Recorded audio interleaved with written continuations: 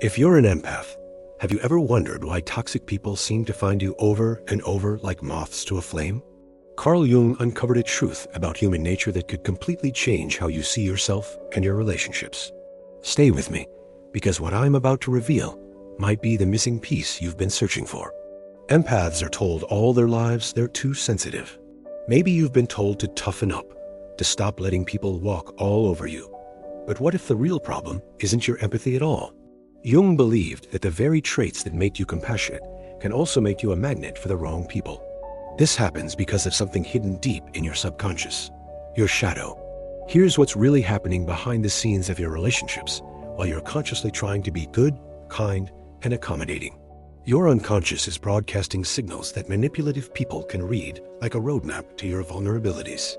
They know exactly which buttons to push, which emotional wounds to exploit, and how to make you feel responsible for their emotions and behaviors. Jung spent over 4 decades studying this phenomenon in his clinical practice. He noticed that the most giving, caring, intuitive people kept attracting similar problematic personalities. Not by accident, not by bad luck, but by what he discovered was psychological law. He called it shadow projection, and understanding this mechanism will fundamentally change how you relate to everyone in your life. What makes this discovery even more profound is that Jung realized we don't just attract difficult people randomly. There's a specific psychological blueprint operating beneath conscious awareness, one that works through what he called the collective unconscious. This connects your personal patterns to universal human experiences that have existed since the dawn of human consciousness. Consider this startling reality. If you've spent your entire life suppressing anger, healthy selfishness, or the natural need for boundaries, you haven't eliminated these essential traits. You've pushed them into your psychological shadow, where they continue to operate outside your awareness. And certain types of people have developed an almost supernatural ability to detect these hidden aspects of your personality and systematically exploit them. This isn't just theory. Jung documented case after case where individuals who had disowned their capacity for healthy aggression, self-advocacy, and boundary setting consistently attracted partners, friends, and colleagues who would act out these very traits. But they expressed them in destructive and manipulative ways. The tragic irony is that by trying to be good and suppress what you consider negative traits, you actually become a magnet for people who express these same traits in their most toxic forms. Your unconscious seeks what you've disowned, but it finds it in people who haven't integrated these qualities healthily. Carl Jung revolutionized our understanding of human psychology when he introduced the concept of the shadow. He defined it as the parts of our personality that we've learned to suppress, deny, or hide, not just from others, but most crucially from ourselves. This isn't about being evil or bad. It's about the inevitable process of psychological development in a world that demands conformity. For highly sensitive people, shadow formation often begins very early in childhood through a process Jung called moral conditioning.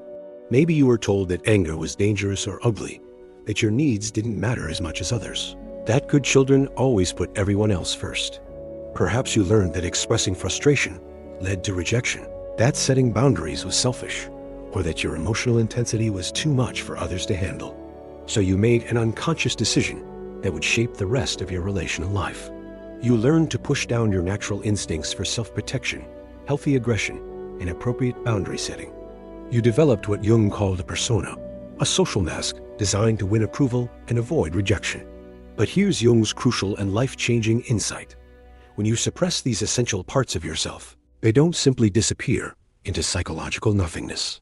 Instead, they retreat into your unconscious, where they continue to influence your behavior, your choices, and especially your relationships in ways you cannot consciously see or control. Jung called this collection of disowned traits the shadow self, all the parts of your authentic personality that you've deemed unacceptable, dangerous, or incompatible with love and belonging. But the shadow doesn't stay quietly hidden.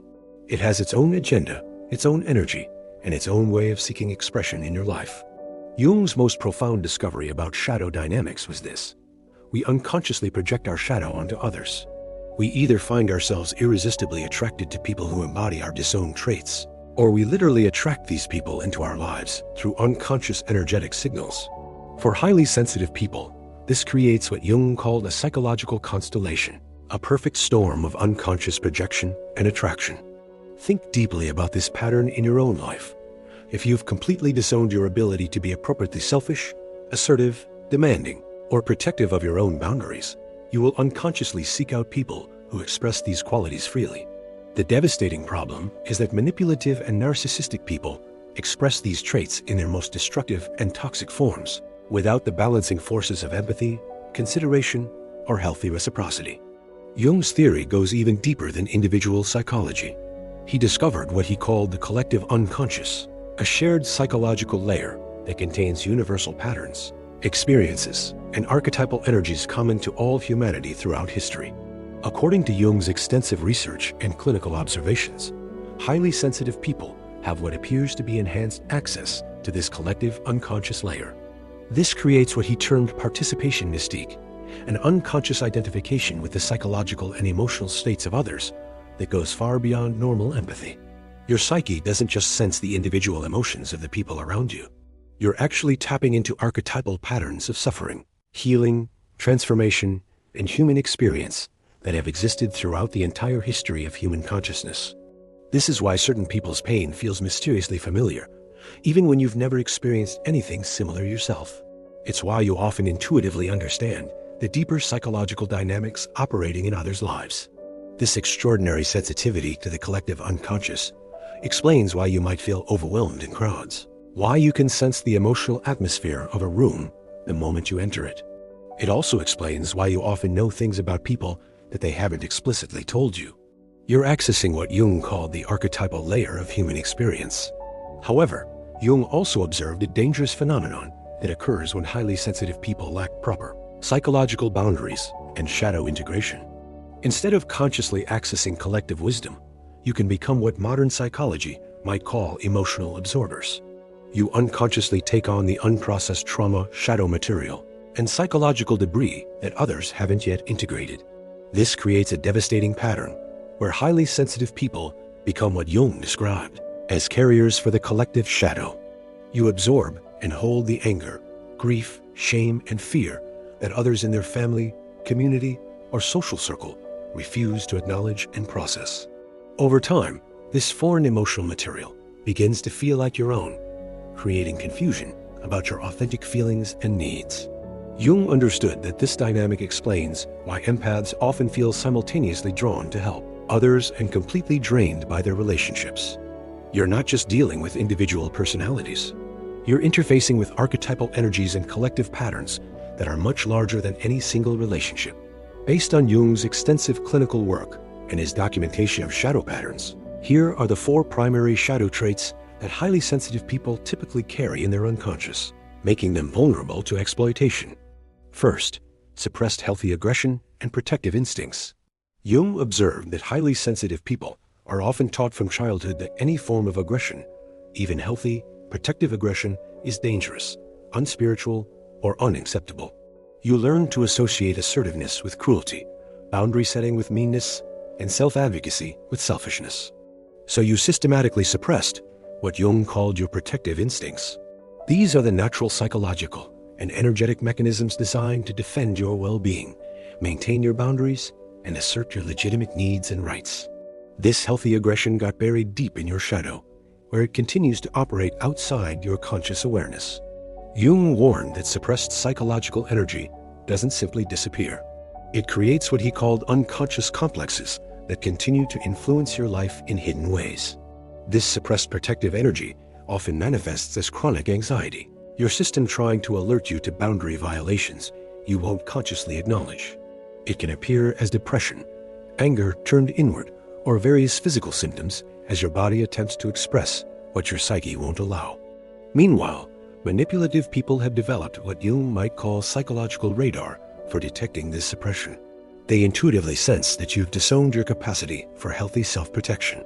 They feel safe to push boundaries, make unreasonable demands, and behave in ways they would never attempt with someone who had integrated their protective instincts. The cruel irony is that by trying to be good and non-aggressive, you actually attract people who will force you to experience aggression. But you experience it as the victim, rather than as someone capable of appropriate self-defense. Second, the helper-rescuer complex and spiritual inflation. While Jung didn't use the exact term savior complex, His extensive writings on psychological inflation and archetypal identification perfectly describe this pattern. Jung observed that some individuals unconsciously identify with what he called the helper or healer archetype, losing sight of their human limitations and personal needs. Jung wrote extensively about the dangers of archetypal inflation when we unconsciously merge our personal identity with universal archetypal energies. When highly sensitive people become inflated with the helper archetype, they develop an unconscious belief that they should be able to fix, heal, or save everyone they encounter. On the surface, this desire to help appears selfless and noble.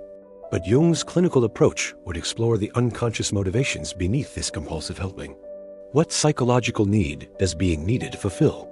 How does rescuing others provide a sense of identity, purpose, or moral superiority? What happens to your sense of self when you're not actively helping someone? Jung observed that this helper inflation creates what he called unconscious grandiosity, a secret belief that you're more evolved, more conscious, or more capable than others. This spiritual pride gets hidden in the shadow, but it drives the compulsive need to rescue people who haven't asked for help and don't want to change. This pattern becomes a magnet for what Jung might call archetypal victims, people who have organized their entire identity around being helpless, wounded, or unable to take responsibility for their own lives.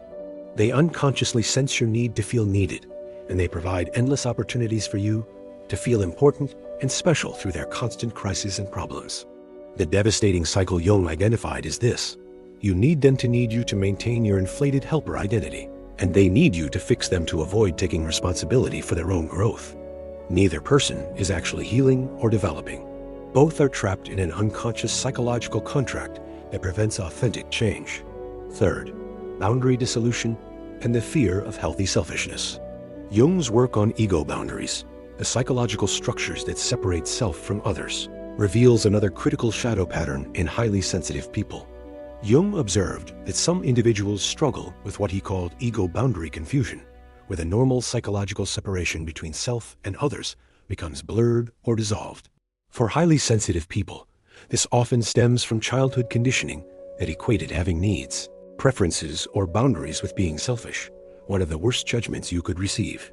You learned that love and approval were conditional on self-sacrifice, that good people always put others first, and that considering your own needs was morally questionable. So you developed what Jung might call pathological selflessness, giving your time, energy, emotions, and resources indiscriminately to anyone who asks. This isn't true generosity, which comes from conscious choice and abundance. Instead, it's what Jung called compulsive giving, driven by fear of judgment, rejection, or being seen as inadequate. This pattern broadcasts a specific energetic signature that manipulative people can detect. I will sacrifice myself to avoid conflict. I will give you what you want if you just don't abandon me. I don't believe I deserve respect or reciprocity. These unconscious signals are like blood in the water to psychological predators. Jung understood that healthy selfishness, the appropriate prioritization of your own needs, well-being, and development, is not only normal, but essential for psychological health. When this natural self-care instinct gets pushed into the shadow, you become what he called psychologically promiscuous, available to everyone, and therefore truly intimate with no one. The people who exploit this pattern are often those who have no problem being selfish themselves, but they prefer to get their needs met through others' compulsive giving rather than through direct reciprocal exchange. They've learned to identify generous people and systematically drain their resources while offering minimal return. Fourth, the victim-martyr archetype and addiction to suffering. Jung identified the victim as one of the universal archetypes that exists in the collective unconscious, a pattern of powerlessness and suffering that can become problematic when we over-identify with it. Some highly sensitive people unconsciously build their entire identity around what Jung called the suffering servant role. This isn't conscious martyrdom, which would be a deliberate choice. Instead, it's unconscious identification with suffering as a source of identity, meaning, and even twisted superiority. Jung observed that some individuals become what he called addicted to their wounds, deriving unconscious benefits from being the one who suffers more, gives more, and endures more than others. Ask yourself these difficult questions that Jung might pose. How much of your sense of self is built around being the one who loves more deeply than others? What would happen to your identity if you weren't the long-suffering empath in your relationships? How do you feel when others don't acknowledge your sacrifices or understand your depth of caring? Jung recognized that victim identification often provides unconscious psychological rewards. Moral superiority, I'm more loving than they are, attention and sympathy from others, and most importantly, the avoidance of personal responsibility for changing your circumstances. If you're always the victim, you never have to examine your own role in creating or maintaining problematic situations. This martyr complex becomes a powerful magnet for what Jung called archetypal perpetrators, people who are comfortable casting others in the victim role because it allows them to avoid responsibility for their own behavior. They maintain access to someone who won't fight back or hold them accountable. The unconscious contract is this: you get to feel morally superior and avoid the scary work of developing genuine personal power, while they get to behave badly without consequences. Both parties are avoiding their authentic psychological development. Jung's clinical observations revealed that certain personality types develop what we might call shadow detection abilities, an unconscious capacity to quickly identify others' disowned psychological material and exploit it for their own benefit. These individuals haven't developed this skill through formal training or conscious study. Instead, they've learned through life experience, often beginning in childhood, to survive by reading others' psychological weaknesses and adapting their behavior to exploit those vulnerabilities. Think of your psyche as Jung described it, composed of conscious and unconscious layers, with various defenses and boundaries that protect your core self. Most psychologically healthy people have developed what Jung called appropriate ego defenses, the ability to say no, set boundaries, recognize manipulation, and protect their well-being. But when your shadow contains all your suppressed assertiveness, boundary-setting abilities, and self-protective instincts, your psychological house appears essentially undefended to those with exploitative intentions. It's as if you have a beautiful home with no locks on the doors, no security system, and a sign that says, "Welcome, take what you need." Based on Jung's understanding of unconscious communication and projection, manipulative people notice specific behaviors and energy patterns that signal unintegrated shadow material. You apologize excessively, not just for mistakes, but for your opinions, your needs, your preferences, and sometimes even for your existence. This tells others that you don't believe you have the right to take up space or have legitimate needs. You over-explain and justify your decisions, desperately seeking approval and validation from others before you can feel confident in your choices. This signals that your sense of self-worth depends on external validation, making you easy to manipulate through approval and disapproval. You automatically assume responsibility for other people's emotional states, immediately asking, "What did I do wrong?" when someone appears upset. This broadcasts that you believe you're responsible for others' feelings and that they can successfully blame you for their emotional experience. You give significantly more than you receive in your relationships: more time, energy, attention, resources, and emotional support, while feeling guilty for having needs of your own. This advertises that you're a reliable source of one-way giving. You avoid conflict at all costs, even when it means sacrificing your own well-being, values, or integrity. This signals that others can cross your boundaries repeatedly because you won't engage in the healthy conflict necessary to maintain those boundaries. Each of these patterns sends the same fundamental unconscious message: I don't believe I deserve respect, reciprocity, or consideration. I will sacrifice myself to maintain harmony and avoid abandonment. People with exploitative tendencies have learned to recognize these signals and respond accordingly. Jung's concept of projection helps explain the unconscious agreements that form between highly sensitive people and those who exploit them. Through a process Jung called mutual projection, both parties unconsciously agree to carry different aspects of the human psychological experience. You unconsciously agree to carry their disowned shame, guilt, responsibility, and emotional processing, while they agree to act out your suppressed assertiveness, selfishness, and boundary setting. But they express these traits in toxic rather than healthy ways. They get to be demanding, self-centered, and boundary-crossing while maintaining what Jung called plausible deniability. They can always point to worse behavior and claim they're not that bad. Meanwhile, you get to maintain your identity as the good person while avoiding the psychological discomfort of owning your own legitimate needs for respect, reciprocity, and boundaries. Jung understood that this unconscious contract serves both parties' psychological defense systems, which explains why these relationships can feel simultaneously toxic and addictive. You're not just dealing with surface-level behavior problems. You're dealing with deep psychological patterns that both people are unconsciously committed to maintaining. The person exploiting you becomes the external repository for all the assertiveness, self-advocacy, and boundary setting that you've pushed into your shadow. In a twisted way, they're expressing parts of your own disowned personality, which creates an unconscious sense of completion even as the relationship destroys your well-being. Jung's understanding of shadow projection provides a profound explanation for why highly sensitive people often describe feeling addicted to relationships that are obviously harmful to their well-being. You're not actually addicted to the toxicity, manipulation, or abuse. Instead, you're unconsciously attracted to the shadow qualities these people embody, the assertiveness, confidence, boundary setting, and self-advocacy that you desperately need to reclaim within yourself. When you encounter someone who's comfortable being selfish, making demands, expressing anger, or prioritizing their own needs, part of your shadow recognizes something essential that you've lost touch with. Your unconscious mind becomes fascinated by their ability to do what you cannot: put themselves first, say no without guilt, express anger without shame, and take up space without apology. The problem is that instead of learning to integrate these essential qualities in healthy, balanced ways, you attempt to access them vicariously through your relationship with someone who expresses them in destructive, unbalanced ways. You become psychologically dependent on them to provide the assertiveness, protection, and self-advocacy that you won't develop within yourself. Jung also recognized that the difficult person often becomes an external representation of your inner critic, the internalized voice that tells you you're too much, you're sensitive, too needy, or too demanding. By staying in relationships with people who treat you poorly, you're unconsciously attempting to heal your relationship with this inner critic. But you're trying to do it through someone who actually reinforces rather than heals these critical voices.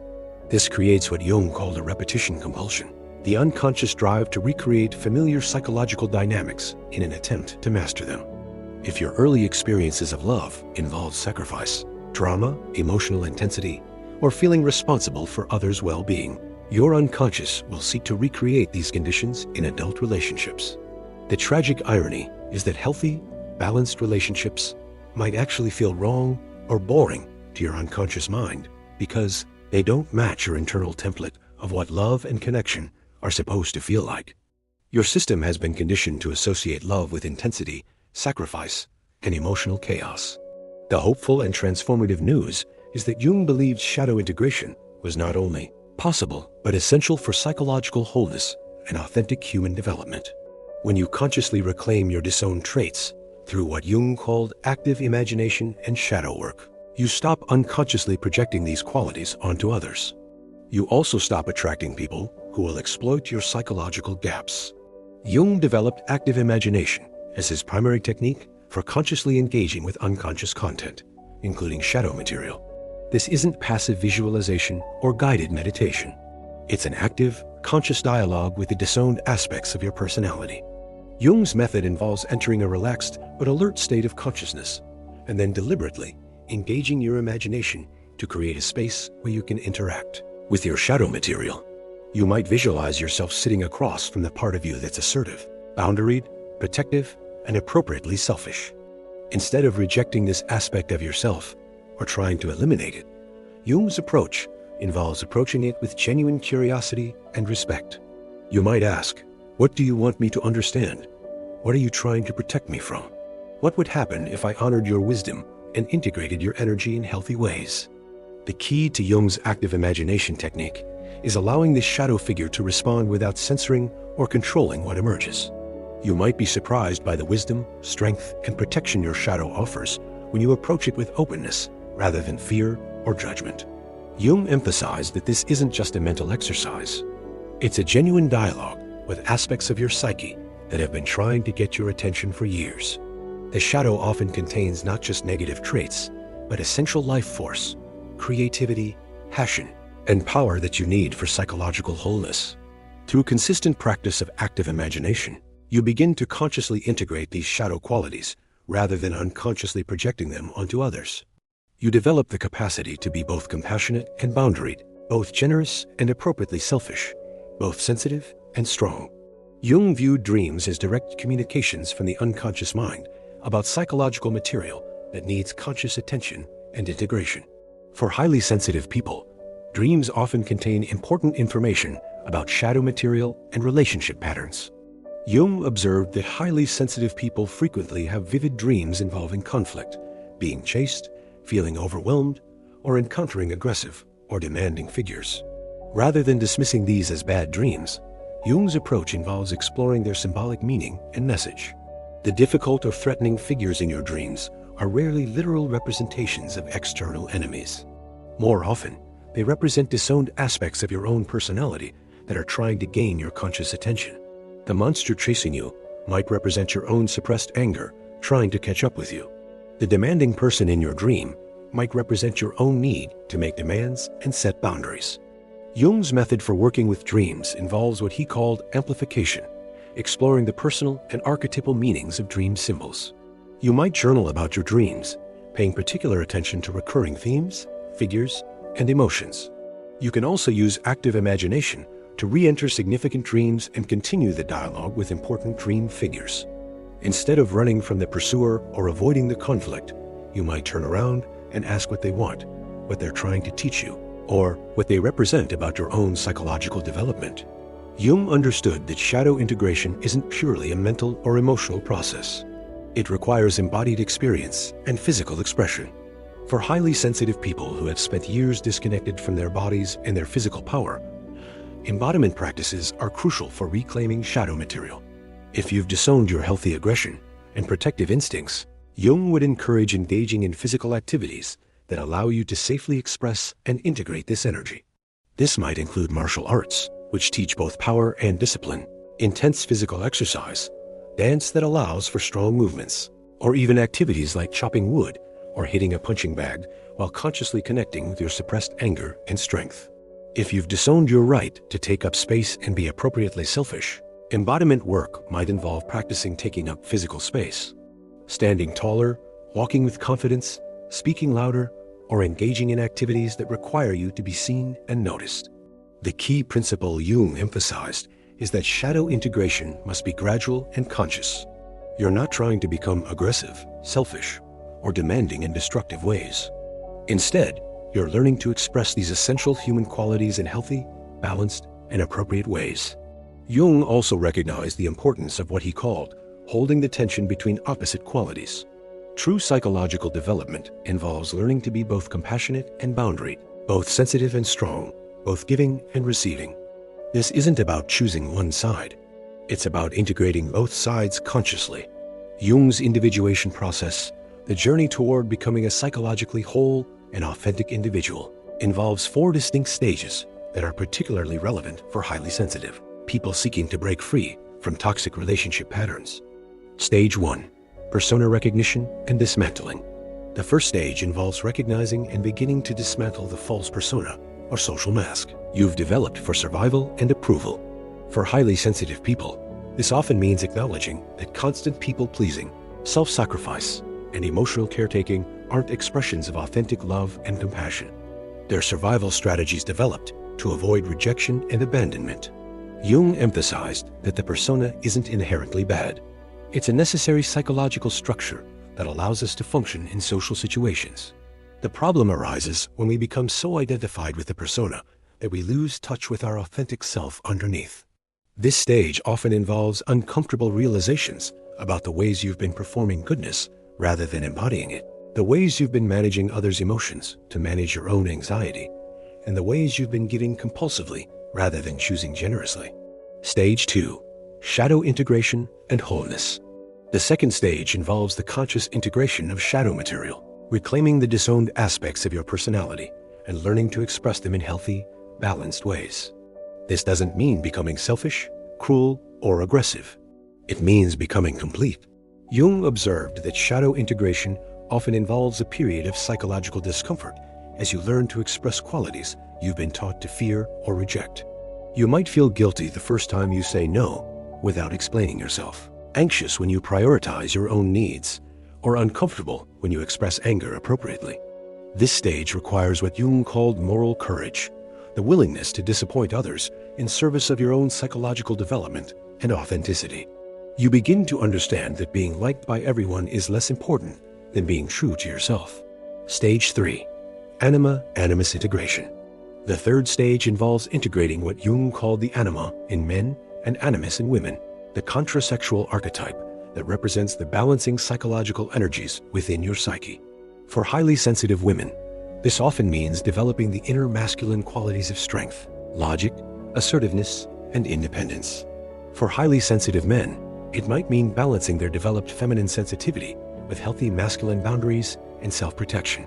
This stage is about developing psychological androgyny, the ability to access both receptive and assertive energies, both nurturing and protecting qualities, both emotional intelligence and logical thinking as appropriate to each situation. Jung observed that many relationship problems stem from seeking in others the qualities we haven't developed within ourselves. When you integrate your anima or animus, you become less dependent on others to provide missing psychological functions. Stage 4. Self-realization and authentic authority. The final stage involves connecting with what Jung called the self, the deeper, transcendent aspect of your personality that exists beyond conditioning, wounds, and survival strategies. This is where your authentic empathic gifts can emerge, not as compulsive reactions to others' needs, but as conscious choices about how to use your sensitivity in service of your own and others' highest good. At this stage, you develop what Jung called authentic authority, the capacity to trust your own inner guidance, make decisions based on your own values and wisdom, and relate to others from a place of wholeness rather than neediness. Jung's work helps us understand the crucial difference between what we might call compulsive empathy and conscious sensitivity.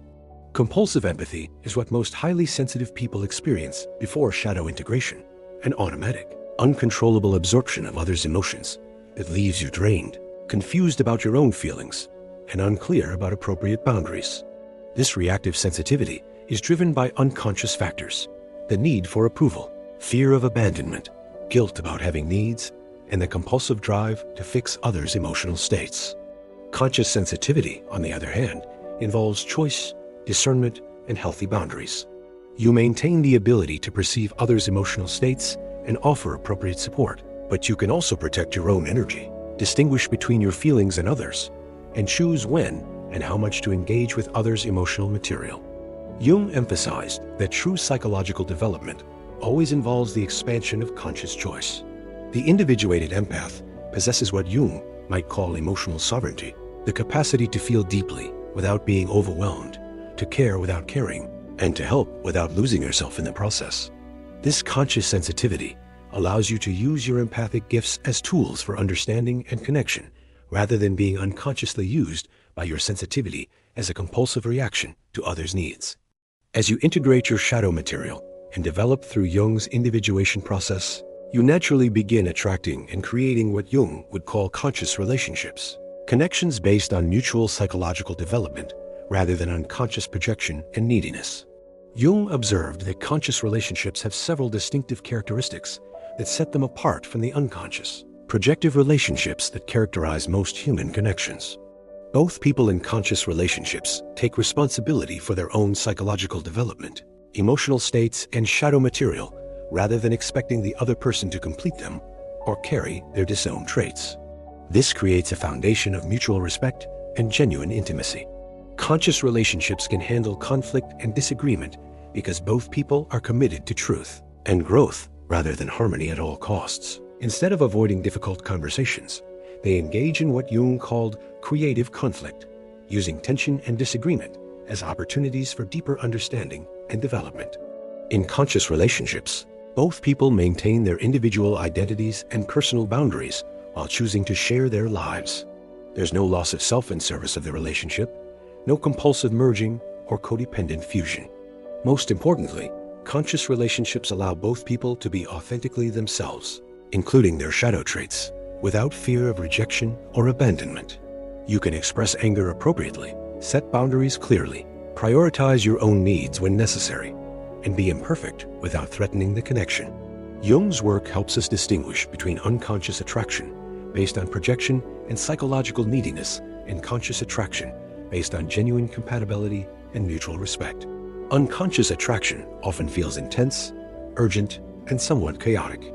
You might feel addicted to the person, unable to think clearly about the relationship, or compelled to rescue, fix, or change them. There's often drama, intensity, and emotional volatility that gets confused with passion or deep connection. Conscious attraction, while it can certainly include passion and excitement, is characterized by a sense of ease, respect, and genuine appreciation for who the person actually is, rather than who you hope they might become. You feel energized rather than drained by the connection, supported rather than constantly challenged, and free to be yourself rather than performing to maintain their interest. Jung's individuation process naturally leads to the end of codependent relationship patterns because you're no longer seeking others to complete missing aspects of yourself.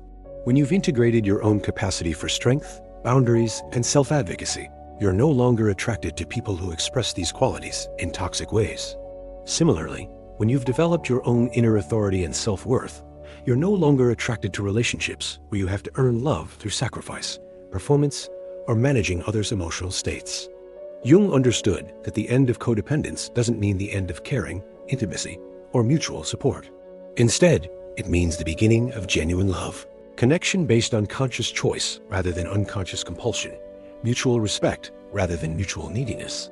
Jung's ultimate vision for human development was what he called individuation, becoming a whole, integrated individual who no longer needs others to complete missing aspects of their personality or carry disowned psychological material. For highly sensitive people, this journey towards psychological sovereignty represents a profound transformation. From wounded healer to integrated wisdom, from compulsive caretaker to conscious chooser, from emotional absorber to empathic authority. Jung believed that highly sensitive, empathic people serve a crucial function in what he called the collective individuation process, humanity's gradual evolution toward greater consciousness, integration, and psychological wholeness. However, this service cannot be provided effectively by people who are themselves fragmented, wounded, or operating from unconscious compulsions. The sovereign empath, someone who has integrated their shadow, developed conscious sensitivity, and achieved psychological wholeness, represents Jung's vision of how empathic gifts can serve the world from a place of strength rather than woundedness. The sovereign empath has learned to distinguish between their own emotional material and others, can offer support without sacrificing their well-being, maintains clear boundaries while remaining open-hearted, and uses their sensitivity as a conscious tool for understanding and healing rather than being unconsciously used by their sensitivity. This person can feel deeply without being overwhelmed, care without carrying, and help without losing themselves in the process. They've transformed their greatest vulnerability, their sensitivity to others' emotions, into their greatest strength, the conscious ability to perceive, understand, and respond appropriately to the human condition. As you progress through Jung's individuation process and integrate your shadow material, you'll notice specific changes that indicate your growing psychological sovereignty and authentic empowerment. People who were previously comfortable exploiting your unconscious patterns will suddenly become uncomfortable around your new consciousness and boundaries. This is completely normal and healthy. It indicates that you're no longer available for unconscious projective relationships. You'll begin attracting different types of people, those who appreciate your wholeness rather than your woundedness, your strength rather than your availability for rescue, your authenticity rather than your performance of goodness. Your physical health often improves as you stop carrying others' unprocessed emotional toxicity in your body. Your energy levels stabilize because you're no longer giving your life force away indiscriminately or absorbing foreign emotional material. You develop what Jung called emotional discernment, the ability to distinguish between people who genuinely want help and growth versus those who are addicted to their problems and resistant to actual change. You become selective about where you invest your empathic energy. Most importantly, you develop authentic self-respect and what Jung called inner authority, the capacity to trust your own perceptions, honor your own needs, and make decisions based on your own values rather than constantly seeking external validation. Jung understood that individual psychological development creates ripple effects throughout entire family systems, communities, and even the collective consciousness. When you achieve psychological sovereignty and stop participating in unconscious projection and codependent patterns, you give others permission to do the same. Your integrated presence becomes a form of what Jung called silent teaching, demonstrating through your own example that it's possible to be sensitive without being overwhelmed, caring without being exploited, and empathic without losing yourself. This is how genuine collective healing occurs according to Jung's vision. Not through one person absorbing and processing the world's pain, but through integrated individuals, proving that it's possible to feel everything and remain whole, to care deeply and maintain boundaries, to serve others from a place of strength rather than woundedness.